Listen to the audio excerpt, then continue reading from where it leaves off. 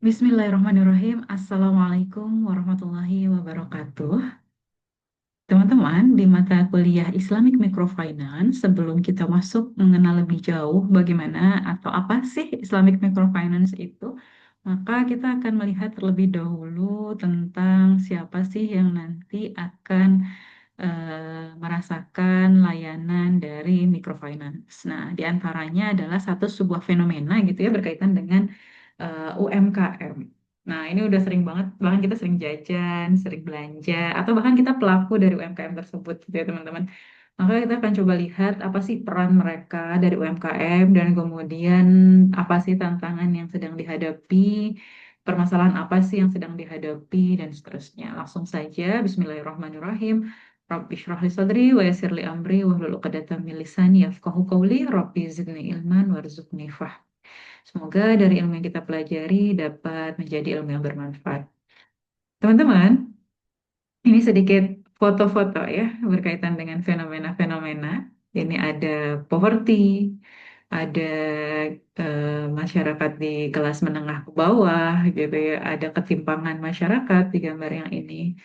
Nah, sedikit ya. Kemudian, nah kita akan mempelajari apa sih di chapter ini? Kontribusi dari UMKM, tantangan yang dihadapi oleh UMKM, dan dukungan yang dapat diberikan oleh LKMS atau microfinance untuk perkembangan UMKM.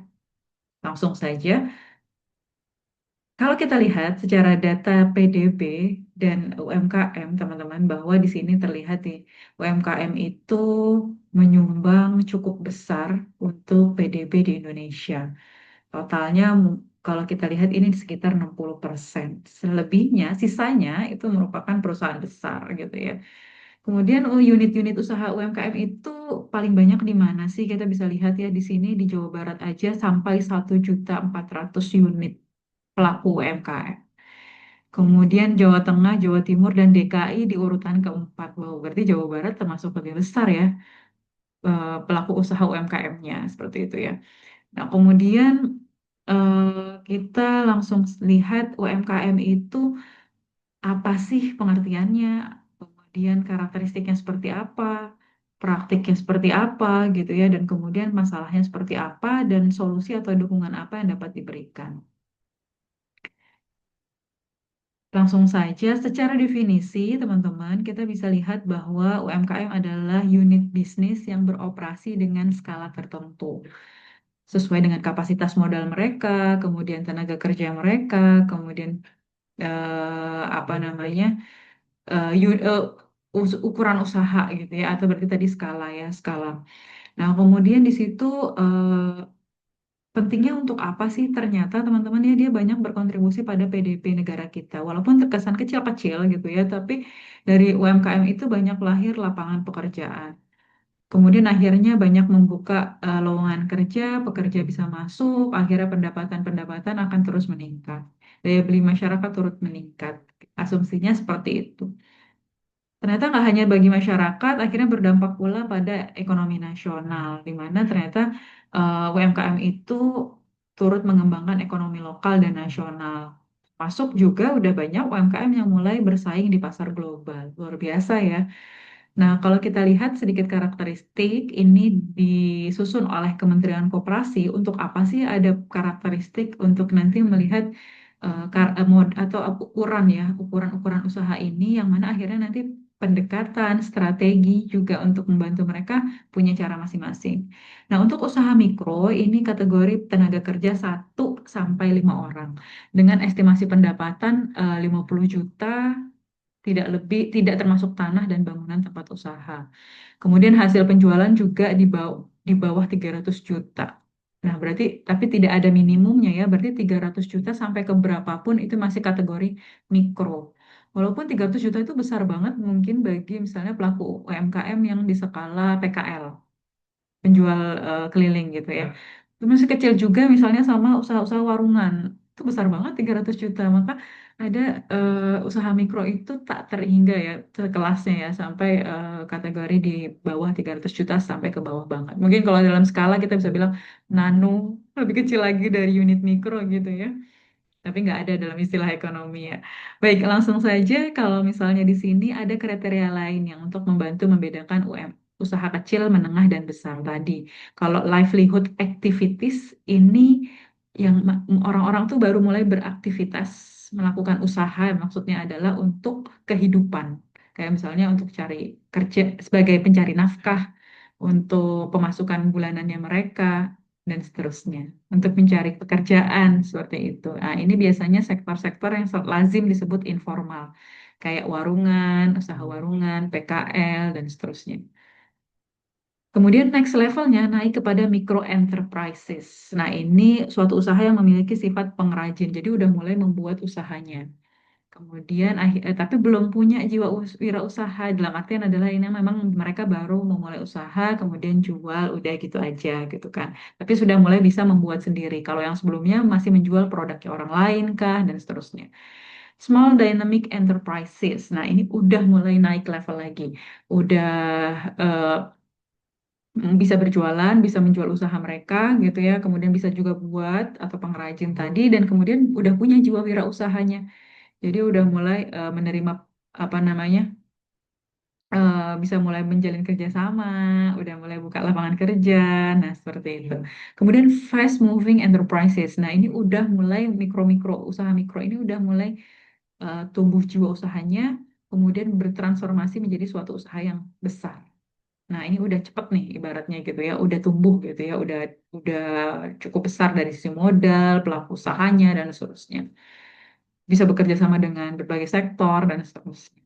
Nah, dari sini sebenarnya kita udah lihat karakteristik ini ada di sekitar kita ya, teman-teman ya. Seperti itu. Nah, langsung saja kira-kira apa sih ini kita akan lampirkan data peran ya, teman-teman, bahwa UMKM itu eh, mencapai 61% dari PDB kita, kontribusinya tadi ya, data di awal ya. Kemudian menyerap 117 juta pekerja, 97% dari total tenaga kerja, besar banget ya, teman-teman. 97% loh, berarti kalau misalnya sektor UMKM ini limbung gitu ya atau tidak diperhatikan, bayangkan betapa banyak tenaga kerja yang eh, kehilangan pekerjaannya seperti itu. Maka perlu sekali untuk disupport UMKM ini. Langsung saja, tadi setelah kita mengenal definisi, kita tahu kriteria, kemudian peran-perannya kontribusi terhadap PDB, penyedia lapangan kerja terbesar, kemudian pergerakannya inovasi dan fleksibilitas dari UMKM ini, apa sih masalah dari mereka gitu ya. Kalau misalnya kita tanya-tanya, pasti namanya orang mau usaha, yang paling pertama dia pasti butuh modal.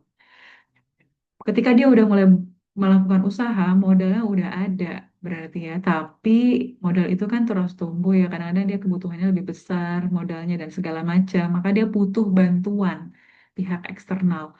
Maka akses terhadap modal itulah yang menjadi tantangan dari UMKM ini sendiri.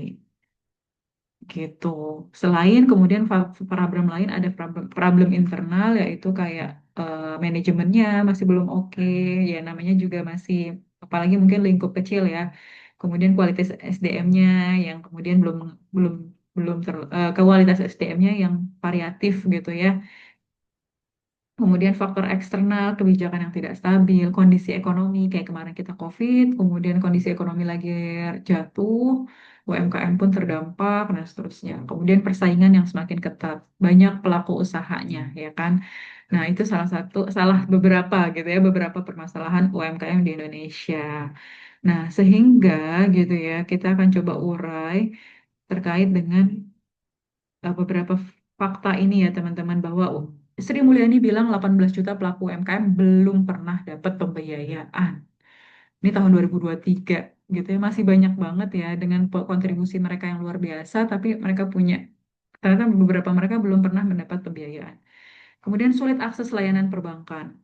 Kemudian UMKM masih tidak mendapat akses kredit, 77%. Artinya pemberi layanan kredit itu masih menjadikan UMKM itu seperti belum menjadi prioritasnya, atau dianggap bahwa mungkin bisa jadi ini apa namanya, jadi belum menaruh perhatian khusus kepada UMKM. Terbukti dari 77% UMKM di Indonesia masih tidak mendapat akses kredit. Bisa jadi antara UMKM yang tidak mengakses, atau bisa jadi akses tersebut tidak sampai untuk UMKM seperti itu ya. Maka akan kita lihat masalah permodalan tadi, apa sih penyebabnya? Yang pertama, rendahnya akses kredit ke perbankan. Maksudnya, masih sekitar 20% UMKM mendapatkan pembiayaan dari bank. Sedikit kan 20% itu. Yang lainnya gimana? Kesulitan. Karena apa? Mereka nggak punya modal. Sorry, nggak punya agunan. Atau apa tuh namanya agunan tuh jaminan. Catatan keuangannya juga belum rapi. Belum ada yang bisa menjamin apakah usaha tersebut akan sustain gitu loh teman-teman. Kemudian kesenjangan pembiayaan. Jadi sektor UMKM ini tidak memiliki akses sumber pembiayaan yang memadai. Ini data dari World Bank juga mengcapture ya bahwa kesenjangan pembiayaan UMKM di Indonesia itu kerasa gitu. Masih mencapai lebih dari 80 miliar miliar US dollar kesenjangannya ya. Kemudian ketergantungan pada sumber pembiayaan informal. Nah, kalau kita tanya tadi mereka keterbatasan akses modal gitu ya. Ternyata akhirnya mereka mencari cara atau mencari yang paling gampang untuk mereka yaitu misalnya pinjam orang, pinjam keluarga, atau bahkan yang menjadi masalah adalah ketika pinjam pembiayaan informal yang juga ilegal gitu kan ya. Pinjol yang ilegal ya, dan rentenir yang mana suku bunganya tinggi nanti akhirnya bukannya terbantu malah menjadi masalah baru. Yang keempat, kredit usaha rakyat sudah pemerintah turunkan dengan program kredit usaha rakyat, tapi ternyata fenomenanya adalah subsidi tersebut belum mengcapture atau belum memenuhi mencakup UMKM yang memerlukan bantuan gitu ya, yang mana di 2023 aja kur yang sampai triliunan, tapi belum mencakup seluruh UMKM yang membutuhkan. Maka dari sini, selain KUR, perlu ada bantuan dari pihak lain nih, atau perlu ada pihak lain yang mengcapture juga nih, gitu. Karena dari KUR aja belum terselesaikan nih permasalahan permodalan UMKM. Maka muncullah beberapa upaya. Ada fintech lending, ini tujuannya juga sama, biar pembiayaan itu tuh merata. Kemudian OJK juga bilang, ayo lembaga keuangan siapkan skema khusus untuk pembiayaan UMKM. Nah, inilah yang menjadi perhatian, bahwa harus ada upaya apa nih untuk membantu pembiayaan dari UMKM.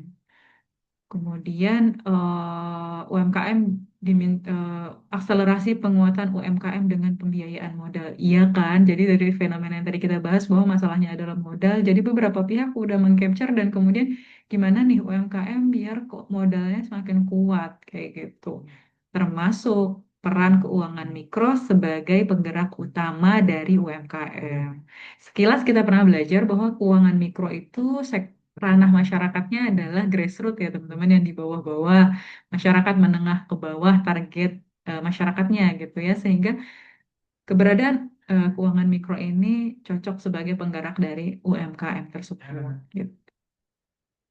Nah, ini merupakan beberapa contoh nih kantor-kantor microfinance yang mana mampu ada di bawahnya kini nasabah-nasabah atau pelaku-pelaku UMKM.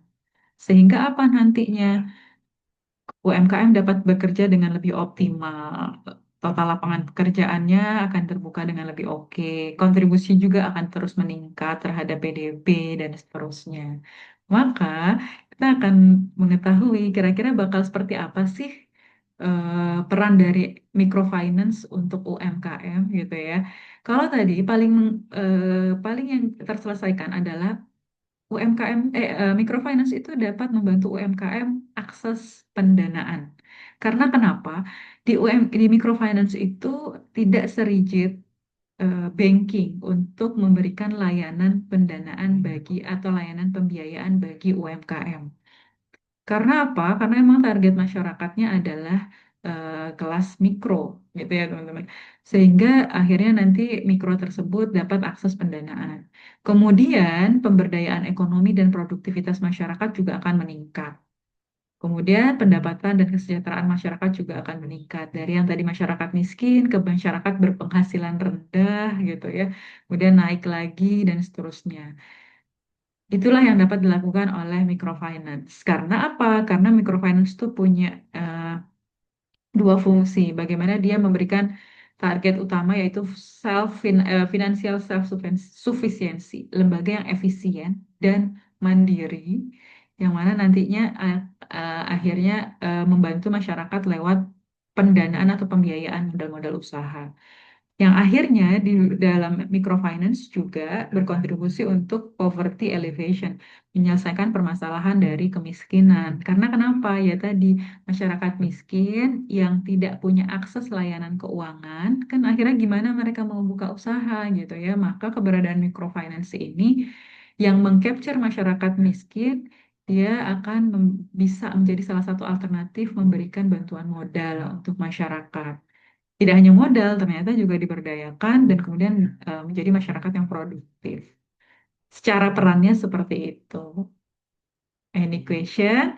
Nanti kita lanjutkan diskusi kita di kelas. Nah, maka setelah ini kita akan lihat lebih lanjut seperti apa sih sebetulnya microfinance ini bekerja, perannya seperti apa, produk-produknya apa, dan betul nggak mereka tuh sebetulnya memang berkontribusi untuk UMKM dan poverty atau kemiskinan. Nantikan pembelajaran selanjutnya. Terima kasih. Assalamualaikum warahmatullahi wabarakatuh. Jangan kiranya